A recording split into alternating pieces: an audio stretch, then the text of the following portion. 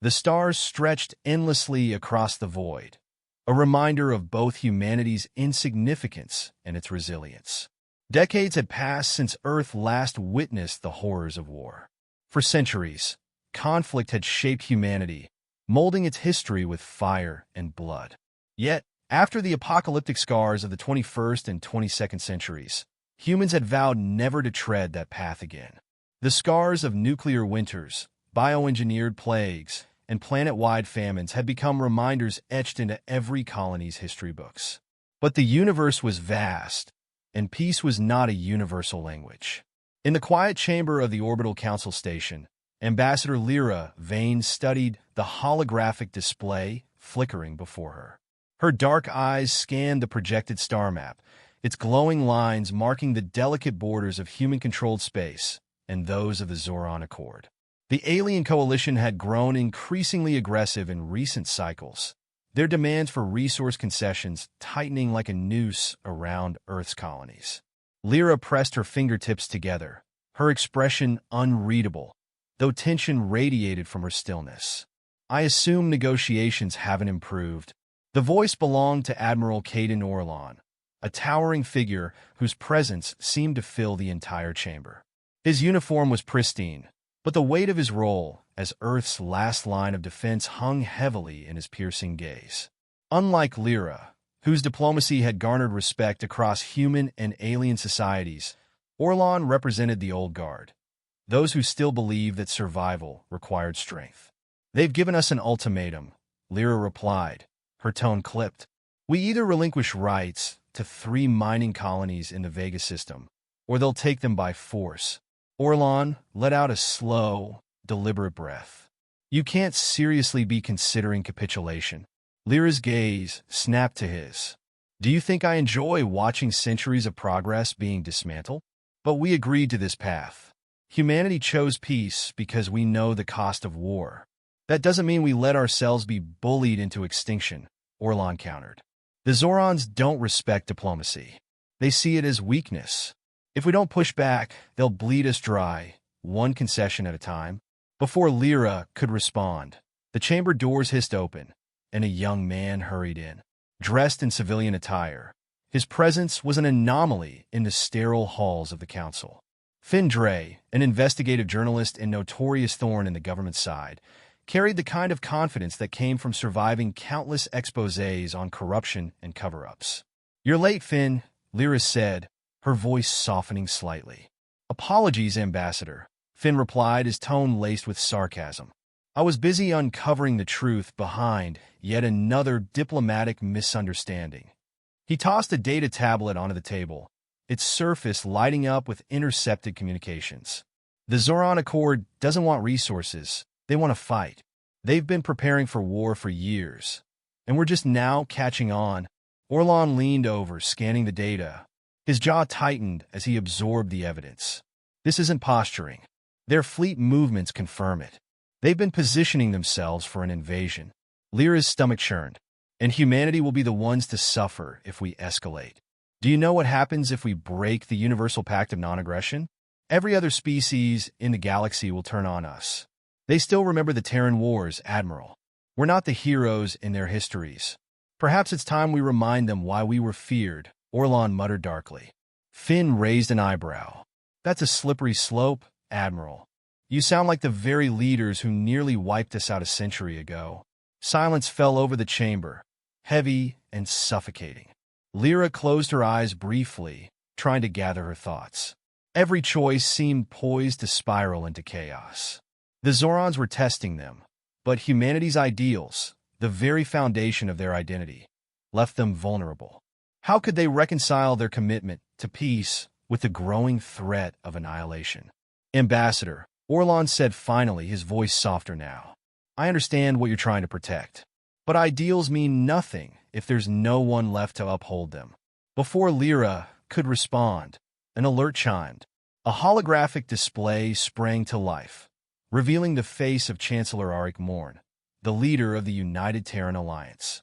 His expression was grim, his voice taut with urgency. "We've received intelligence that the Zoran fleet will breach Vega's perimeter within the next 48 hours, he announced. The council will convene to determine our response. In the meantime, I need all of you to prepare for contingencies.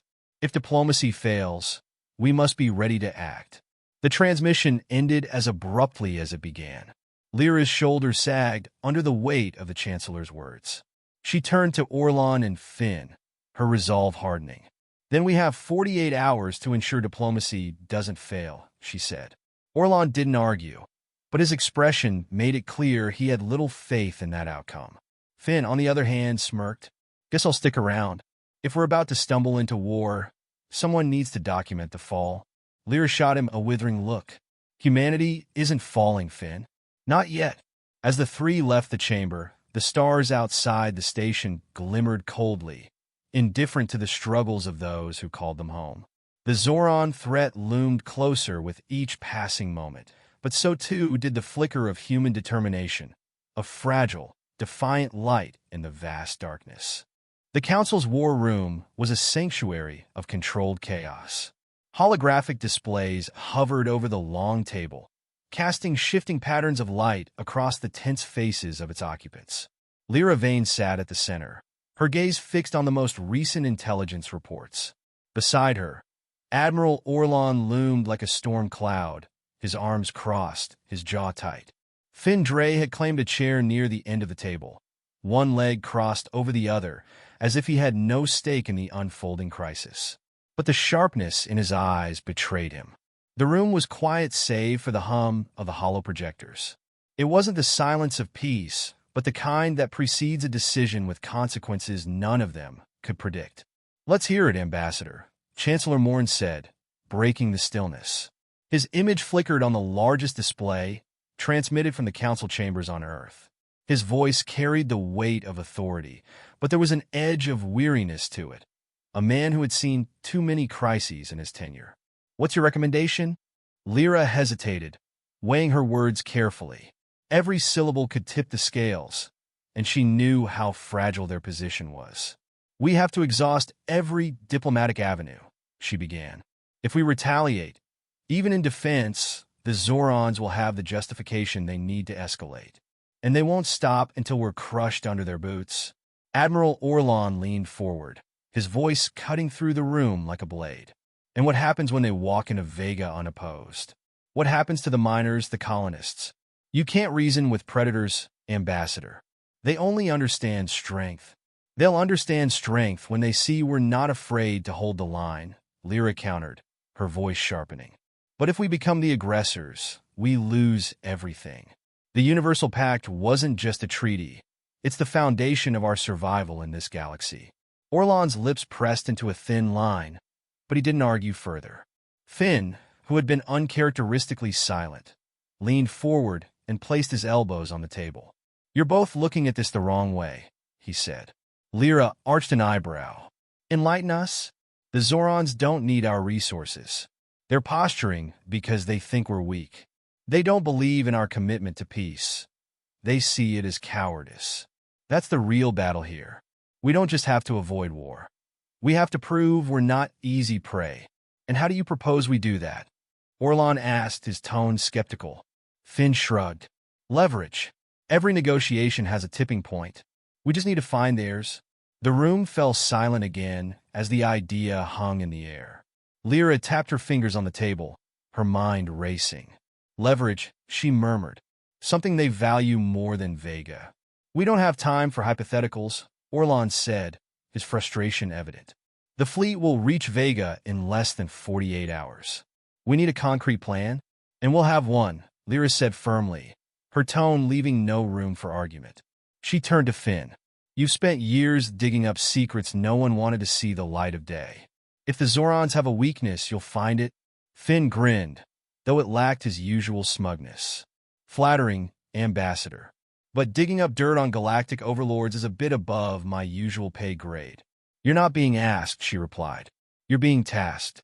You said it yourself. They think we're weak. Prove them wrong." Finn gave a mock salute before leaning back in his chair. "No pressure, then." The conversation shifted to contingency plans, but Lyra's focus wavered. The stakes felt insurmountable. She could almost hear the whispers of history, Generations of leaders who had stood at the precipice of war, making decisions that shaped the fate of billions. Hours later, as the meeting adjourned, Lyra found herself standing before the panoramic viewport of the war room.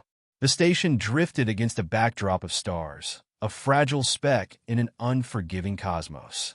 The weight of humanity's survival pressed heavily on her shoulders. "You're thinking too much," Finn's voice broke through her thoughts. She glanced over her shoulder to see him leaning casually against the wall. "I wasn't aware that was a flaw," she replied dryly. Finn chuckled. "It is when you start carrying the galaxy on your back. You're not Atlas, Ambassador." She turned back to the viewport. "It's not the galaxy I'm worried about. It's us, humanity. Everything we've built since the wars. Everything we've sworn to uphold. It could all unravel in days." Finn stepped closer, his tone uncharacteristically serious. "You know, for all our faults, humans are good at one thing: surviving. We've come back from worse than this, have we?" Lyra asked, her voice barely above a whisper. Finn didn't answer immediately. Instead, he placed a hand on her shoulder, a rare gesture of reassurance. "You'll figure it out. You always do." She didn't respond, but his words stayed with her long after he left. In the days that followed, Finn's investigation yielded fragmented leads, whispers of internal dissent within the Zoran Accord, factions vying for dominance. But it wasn't enough. The Zoran fleet continued its relentless advance, and the Council's patience wore thin. On the eve of the deadline, Orlan approached Lyra in her private quarters. The usually stoic admiral seemed almost hesitant. "I've been working on a fallback plan," he said, his voice low. "I don't want to hear it," Lyra replied without looking up. "You should. If diplomacy fails, we'll need to strike hard and fast, something they won't expect." Lyra rose from her seat, her eyes blazing. "And if you're wrong?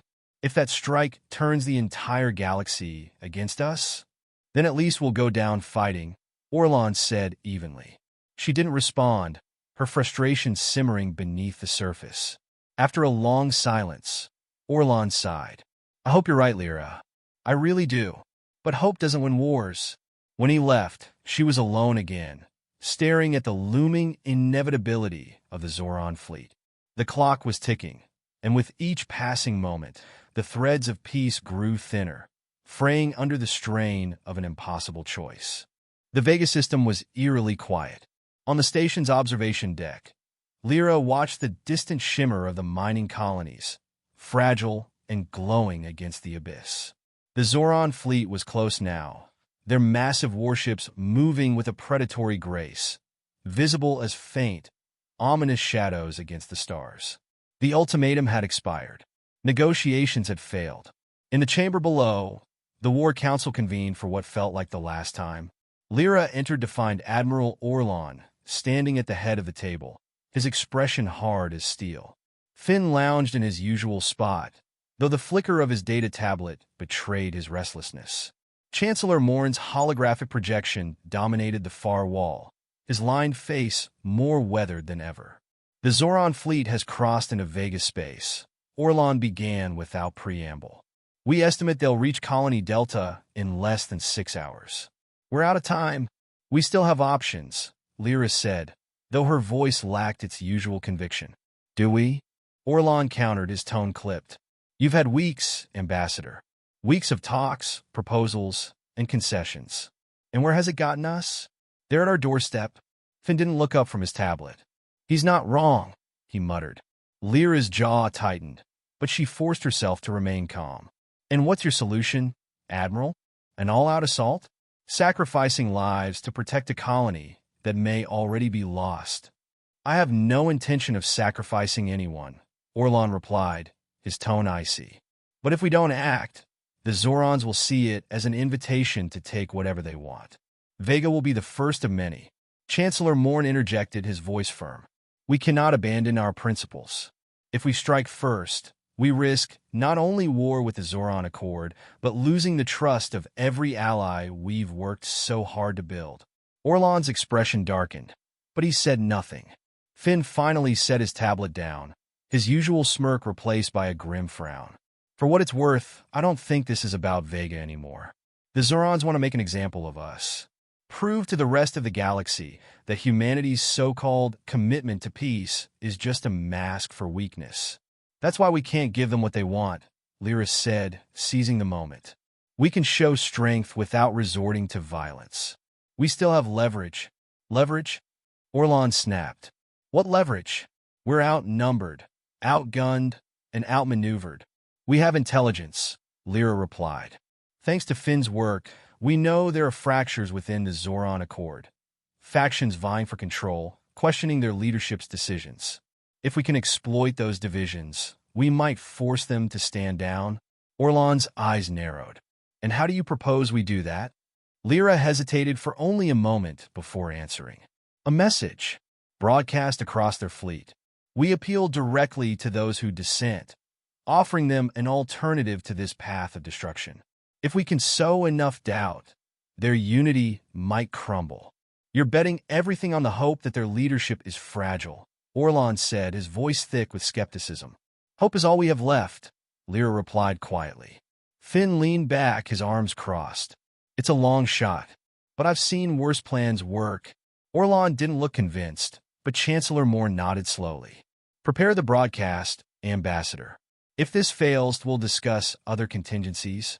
Lyra knew what contingencies meant. If the broadcast didn't work, humanity would have no choice but to fight. As the council dispersed, Lyra remained in the chamber, staring at the blank screen that would soon carry her voice to the Zoran fleet. Finn lingered behind, watching her with an expression she couldn't quite place. You're putting a lot on the line, he said finally. Do you have a better idea? She asked without looking at him. Nope, he admitted. Just wondering if you've thought about what happens if this works. If they back down, the Zoran leadership will know you're the reason why. They won't forget it. Lyra sighed. One crisis at a time, Finn. He shrugged and left her to prepare. When the broadcast began, the weight of the moment threatened to crush her. The Zoran fleet, vast and menacing, was arrayed across the starlit expanse, their warships glowing faintly with the energy of their weapons. Her image appeared on every ship, her voice carried to the commanders and crew alike. This is Ambassador Lyra Vane of the United Terran Alliance, she began, her voice steady despite the tremor in her hands. I address you not as an enemy, but as a fellow being who has seen the horrors of war. I know many of you question the orders you've been given. I know you fear what comes next. She paused, letting her words sink in. Humanity has walked this path before. We've seen what happens when pride and greed lead to conflict. We've seen planets burned, civilizations shattered, and we vowed never to let it happen again. Her eyes scanned the holographic feed, searching for any sign that her words were reaching their audience. But this isn't just about humanity. It's about all of us. The choices we make today will shape the future of our species, our alliances, and our galaxy. I ask you, is this the legacy you want to leave behind? Or will you stand with us, not as conquerors, but as architects of peace? The broadcast ended, and silence filled the station. Lyra's heart pounded as she waited for a response. Minutes passed like hours. Then, finally, a transmission crackled through the comms. The face of a Zoran commander appeared, a woman with sharp features and a cold, calculating gaze. You are bold, Ambassador, she said, her voice clipped. But words will not change what is already in motion. Lyra's stomach sank. But, the commander continued, there are those among us who agree with you. This division will not be ignored. You've bought yourselves time. Use it wisely. The screen went dark. Lyra slumped in her chair, the tension draining from her body. It wasn't a victory, but it was something. A crack in the Zoran facade, a chance to turn the tide. Orlan entered the room, his expression unreadable. You got them to hesitate, he said. That's more than I expected. It's not enough, Lyra replied, her voice barely above a whisper. It's a start, he said, and sometimes that's all you need. Outside, the stars continued their silent vigil as the fragile hope of peace hung in the balance.